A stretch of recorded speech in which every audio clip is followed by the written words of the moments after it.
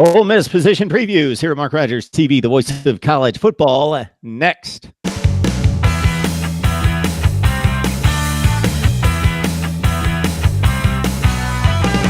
Mark Rogers TV, the voice of college football, breaking down the game we love even in May. Best discussion, debate, and analysis you're going to find anywhere with the very best in bloggers, broadcasters, and writers as we talk up Ole Miss. And while there was not a position group in the country that could match Clemson's defensive front, and we saw that at the NFL draft, and even the guys they leave behind, people aren't tuning into the NFL draft to watch defensive linemen come off the ball and hit dummies and blocking sleds.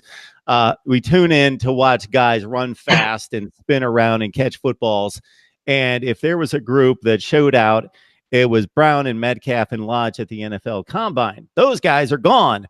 And you've got some talent left over, but obviously the guys that made all the plays last year, they're pretty much gone, aside from Elijah Moore, who as a freshman had a nice season. So set us up at wide receiver, Jake. Yeah, well, so, like you said, A.J. Brown, D.K. Metcalf, DeMarcus Lodge, Dawson Knox. That was the big four. That was what the offense, that was what it ran through for the last couple of years. And obviously that's a couple of very big shoes to fill. But returning this year, Elijah Moore, he's kind of the centerpiece of this whole thing in my mind.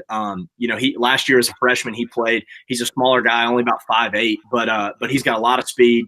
They had him in the slot a lot last year, and he was able to rack up a few hundred yards and get some good experience playing, SEC ball, to where this fall, when he's called on for more plays, hopefully it won't be too much of a workload for him, I guess. But he's the centerpiece. Braylon Sanders is another guy that had a chance to play last year due to some injuries.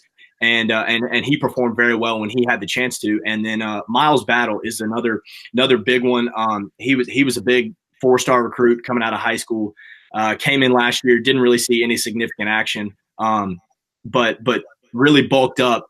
Now he really looks like an SEC wide receiver. They're going to be calling on him a lot on the edge because, like I said, Elijah Moore is more of a slot guy.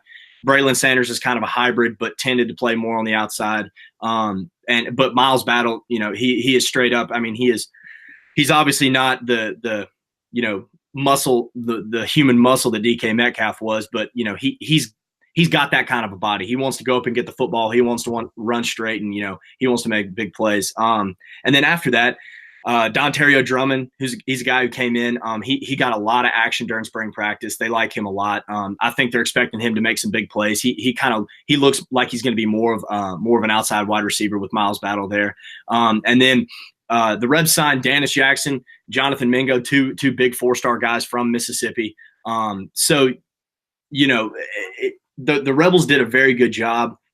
First year off where they didn't have scholarship reductions hanging over their head. So they were able to get a full recruiting class this year. They signed 31 guys.